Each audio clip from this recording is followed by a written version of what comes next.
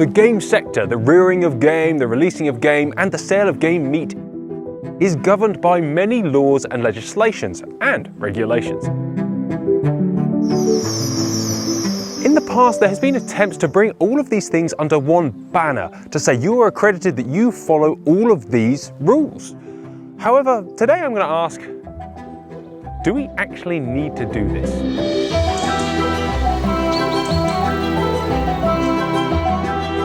My go-to guy in most shooting matters is Tim Weston of the National Gamekeepers Organisation. And he kindly laid down the basics of the situation. Tim, not much good usually comes from adding more bureaucracy to a process. Do we even need accreditation? Johnny, you say added bureaucracy. I don't think that's necessarily right, because with a lot of these schemes, you don't actually have to do anything yourself. They're done for you, either by an independent auditor or by your vet. So these are things that should be done anyway. So I don't think there's a lot of onerous activity that you as the gamekeeper or the shoot owner have to do. I think it's something you ought to do as opposed to have to do. So if we start looking at processes about what we do and what we do really well, and we write them down, it helps us identify about what we're not maybe doing so well and where we can achieve better and get better at what we do and have higher standards in what we do. We don't need to look at bureaucracy. I think that's the wrong term. I think the term is appreciating what we do well and analysing what maybe we're not doing quite so well. If accreditation is done well, unless you tell the average shooter that your shoot is accredited or audited or whatever it happens to be, they probably won't even know. So I think what it can do is by telling them that you've had some check and measures into the processes you're doing, the things you're doing, and the welfare of your game birds and your game meat, whatever it is they're looking at, by telling the gun the shooter that gives the shooter the confidence that they're shooting on somewhere where someone keeps the code of good shooting practice, they keep best practice, and they do the right things within the law. We can basically get a gold standard within shooting. Tim, the word self-regulation gets used a lot. What does it mean? And how do we achieve it if it means anything? Self-regulation is basically creating a framework for ourselves that ensures we are sticking to the law and best practice. You've got to remember that game shooting has got a huge amount of regulation already. We've got the Game Act, the Country and Wildlife Act. There's shooting agreements on SSIs. There's the Food Standards Agency that govern what we do with game meat. So there's a massive raft of regulation in there. To get to self-regulation, the bits that are a bit grey, or the bits that we might want to do better, or more importantly, the bits that somebody might want to change for us. So we can then say, this is the best way of doing that, and this is how the sector, the industry, recommends that the rest of us do it. If we all stick to that, and we all stay within this self-regulatory body and don't deviate outside it, and we can prove that we've done it, now that's one of the keys, there's no reason for people to enforce regulations, more regulations upon us, because we've done it ourselves. So the point in self-regulation is to put ourselves in a more powerful position when the government comes knocking. To me, it makes a lot of sense to have a standardised and comparable check that shoots go through. Dr. Mark Elliott is someone who has devoted a large portion of his life to game bird health. He cleared up some of the nuances for me and what direction we should be headed in. Mark, what is the difference between accreditation and assurance? Accreditation basically can be summed up as the meeting of a set of defined standards against which your business is judged in an ongoing and evolving way, linked to training and education, which is what Trusted Game is all about. Assurance is a probably more detailed third-party auditing process, providing confidence for specific markets. One of the problems with just basing something on a simple audit is that it's a single snapshot in time. It doesn't look at your business throughout the year, whereas your veterinary surgeon has an engagement with you, is involved in all the processes of your business, right through from the laying flock through to the shoot. And as such, the process is dynamic, evolving, and you are learning continuously and adapting your processes to achieve the best outcomes. And if you're looking at things like animal welfare and the way in which the industry is judged, which is animal welfare, hence health and welfare as part of Trusted Game, That is the key. Outcomes are the key. Welfare outcomes look at mortalities, they look at antibiotic use and reduction of antibiotics, which is a particularly important thing these days with what the government is asking us to do. And if you bring all of those things together, if you wanted a sort of the perfect scheme, you would probably have the accreditation process linked to a third-party audit. Okay, but you don't have to have the third-party audit to be accredited. So at risk of being a little blunt, what is the point? What is the point for gamekeepers? What is the point for me as a shooter? And what is the point for potential game meat buyers? The industry is under an increased level of scrutiny. We know that, we see that day to day. We know that government would like to see most industries, and including our own, as self-regulating and working towards the highest possible standards. If we do that, we can answer the critics that are now attacking us. Not only that, clients get inspections from the APHA, from trading standards. Increasingly, we're seeing those investigations being more detailed and more interrogative.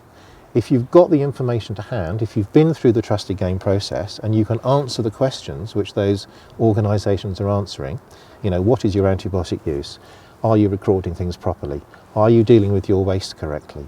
Are you compliant with food standards and food safety? Have you got a record of all of those things, and where is that record?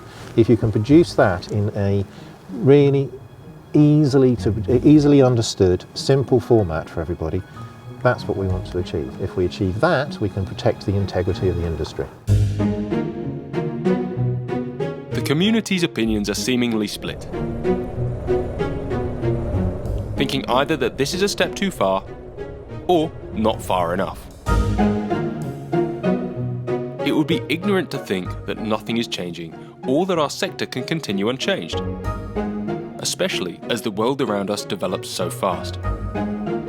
Do you think accreditation should be linked to conservation benefit that shoots give, or just for welfare? I think that's a really good question, Johnny, and I think it's one that needs to be looked at. But to start off with, I think we need to look at the health and welfare. We already know that gamekeepers are the largest group of active conservationists in the UK. I mean, that's fact. So that work they're doing is for everyone to see. You know, British countryside doesn't look like this by accident. We have made an amazing environment for all sorts of wild species. The game birds, ultimately that's what we're there to benefit. We're there to produce surplus stock for shooting. So we've got to make sure that those game birds are looked after, and if those game birds are fit, healthy, and the welfare of them from the start to the finish is good, the conservation aspect of it has to be right, because else they wouldn't be there in the first place. So by making the habitat correct, you'll have the birds. So I think the habitat does come into the welfare, but it's a very difficult thing to audit. So I think we need to look at it in steps. The first group to enter the sector with an accreditation scheme was the BGA, which is headed up by Liam Stokes. Over the past few years, myself and others have felt unclear on their current goals. Liam, I spoke to you a couple of years ago when you first took over the position as head of the BGA. I think a lot of the shooting public feels like you guys have changed direction, changed priorities over the last few years. Is that fair to say? No, I don't think we've changed direction. I think that the BGA was founded with a twin track mission. You think back to 2017, everyone was very concerned about perceived oversupply in the game meat market. You know, it was the overriding concern, and actually there was a smaller number of us that were sort of looking at that and thinking the bigger problem, the more long-term problem, is actually assurance. You know, we need to get some sort of self-regulation into game shooting, and those two concerns converged, which is entirely natural and normal. You know, you look at Red Tractor, they came out of the NFU, but a lot of their guarantors are all invested in the sale of produce. You know, it's a natural fit. And the idea was always that we would generate a market, or grow the market, develop the market for game, that the market would demand an assured product, and that would cascade through the sector. That, you know, there would be more demand for assured product from shoots, and that would be the driver for change. So I think it's always been the model that we would simultaneously work to grow the market for game meat, whilst working to assure and drive best practice and drive standards. I feel like what's happened recently is, depending on how kind you want to be to us, we've either been a victim of our own success or we haven't landed some of that messaging in the best way, because what we have done is secure some huge wins, and a lot of it is supermarket based. Marks and Spencer's wanting to adopt the BGA standard. We're working with Aldi, we're working with Booths, and so people maybe hear that, and what we're trying to say is, look at these fantastic new markets for game, and potentially what people hear is, okay, well, all they want to do is We've sold some more pheasants. to sell pheasants. Exactly. My personal interest has always been in the health and well-being of shooting in a sort of holistic sense, and so getting people to eat game, I think, is a good in and of itself. But in terms of using it as a driver for standards, I think that's more complicated, and that's still very much a work in progress. When you say a work in progress, do you mean developing how you're working with shoots and what levels of assurance you're putting in there, or levels of policing you're putting in there? I mean, we're 4 years into this, and it's a huge change. I've been doing this for nearly 2 years.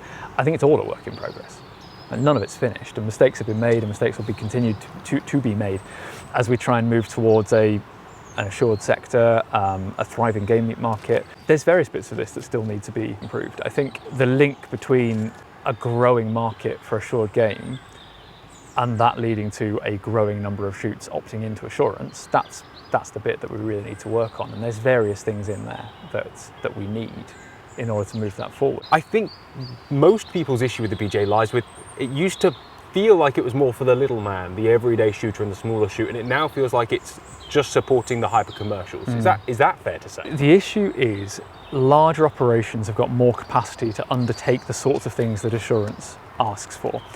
So there's a shoot owner who berated me the other day for the fact that when he tried to sign up, a 64-page document arrives of like, this is what you've got to do. Well, if you've got a team of staff, that's a lot less intimidating. And that is, it's an unfortunate sort of unintended consequence of having a very rigorous standard. So it's a body of work for us. So we introduced our associate scheme last year. I think working to grow that will be a key priority this year, growing access to that, to get people on that journey, to get people at least started with some sort of audited standard, even if it's not the full, all singing, all dancing, independently certified standard, as a stepping stone to getting shoots on that journey to being fully self-regulated. There have, of course, been differing opinions on how best to achieve this goal. I got the opportunity to talk to one of the heads of a new accreditation scheme called Trusted Game. It was important to me to find out what their requirements, their standards, and their processes will be. Rita, how does the process work if somebody wants to become accredited? So usually you would tell your vet you're interested in joining Trusted Game, and they would contact you to arrange a visit. So they would try to fit the audit with the annual visit, and they would go through a checklist that covers basically the welfare code and some biosecurity measures and some bits of legislation, and they would highlight things that you're not complying with, that you need to improve, and that you would need to address for next year, unless it's something where the animal welfare is compromised. You'd have to do it in a short period of time. Is it a simple pass or fail? No, so the aim of the scheme is to give game farms and shoots the opportunity to change. You wouldn't be able to sell yourself as a trusted game or shoot that has been audited or well accredited if you have too many no compliances.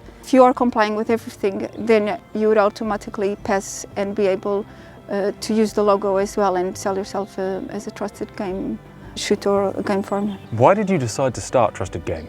We knew that the industry had to be self-regulated, and we also had a lot of clients that would want to be audited, but they felt that the current assurance scheme would not fit their needs. As vets, we have a lot of clients that have overall good results, and they systems and management wouldn't fit with standards of the current assurance scheme, which are too rigid.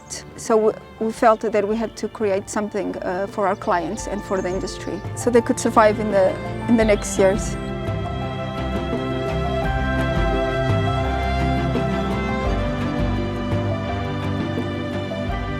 Trusted Game isn't the first assurance or accreditation scheme attempt in the game shooting sector. What are the pitfalls that it's going to face potentially, and is it time to just make this sort of thing law? I think that's very much a two-part question, Johnny. So pitfalls that it's going to face. One is resistance. Nobody likes doing something that they don't have to do. So does that mean we need to make it law? Well, I think one of the purposes of assurance, accreditation, self-regulation within the sector is so we can go to regulators, if asked, which I'm not saying we are going to be asked, but we might be one day, and saying, what do you do as a sector, as a shooting body, what do you do to make sure everyone's achieving the best standards within the law? So if we've got several schemes available to us that a large majority of shoots are signed up to and are doing properly and well, we can genuinely say, we're doing this. Here we are, Mr. Government. This is what we're doing. They will then hopefully just tick it off and go, great, thanks for looking after yourselves. That would be the best case scenario. So, but to achieve that, you need to get the shoots on board, you need to get the keepers on board, the game dealers on board, and whoever's involved in the accreditation assurance, whatever it may be, needs to buy into it and be part of it. There's a lot of concern that says all this is going to do is get in the way of good gamekeepers. Any scheme that is there to promote best practice within the code of shooter practice and within the law shouldn't get in the way of good gamekeepers. It should raise shoots that are not to the same standard as the best standard to be at the best standard. So it's not going to get in the way of people who are doing it really well already. It's going to help them to help other people learn how to improve what they're doing to be where they need to be, or where they should be, or where they aspirationally want to be. So I don't think it's going to get in the way. I think it's going to be anything but. It's going to be any scheme like this, any accreditation, any assurance scheme, done in the right way, targeted at the right people, at the right time and at the right level, will raise standards. It can't do anything else. When the BGA launched, it was a new concept to us all. The sector has come a long way since those early days, but we are not yet where we need to be. From my perspective, it's important to know what the future looks like for these assurance and accreditation bodies. Where is this going? Trusted game is rapidly gaining momentum and support in the gamekeeping world. The majority of veterinary practices involved in providing services to gamekeeping and game rearing have already expressed their wish to join up with the project. This will really bring the industry into line with other farming sectors in having an accreditation scheme which is linked to training and education, which allows everybody to progress.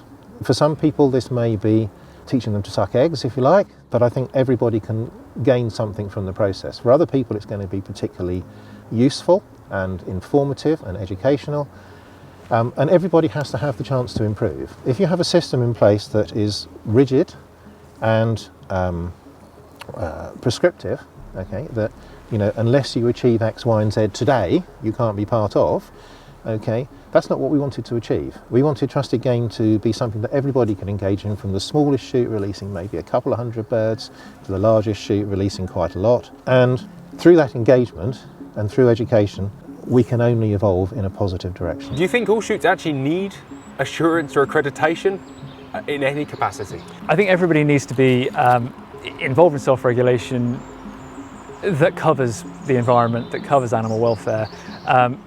Does that mean they need a full, UCAS accredited, independently certified auditor turning up to poke around every element of what they do? Possibly not. I think these things are scalable, and that's why we started the associate scheme, because we recognise these things are scalable. I do think that everyone selling into the commercial food supply chain probably does need to work towards that sort of fully accredited assurance. I think we need that, but not everyone's in that part of the industry. Is there room for you guys to work with other assurance things that come along in the future, or is it better if we stick with a monotheistic religion of assurance? Our fundamental interest is in securing the future of the game meat market and the future of game shooting, and for me those two things are inextricably linked, and we'll work with anybody that has those interests at heart. We already work with the GWCT on our environmental standards, and we'll look to increase that level of collaboration and cooperation. Obviously around health and welfare, we've now got Trusted Game doing really interesting things in that space, and there may well be potential for us to work with them on the health and welfare elements of our scheme.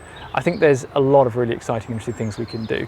I think fundamentally the game meat market does require independently certified assurance, and that's what we're going to continue to drive. I think everyone needs to be engaged with self-regulation to some degree, but I think we all need to work together to get the industry to that place.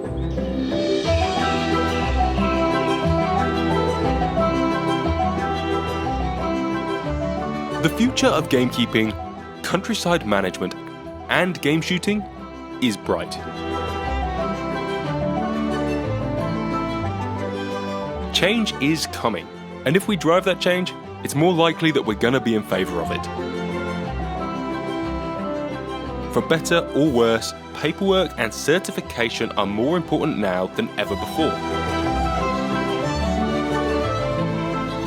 And the longer we ignore that, the more irrelevant in the modern world our sector becomes.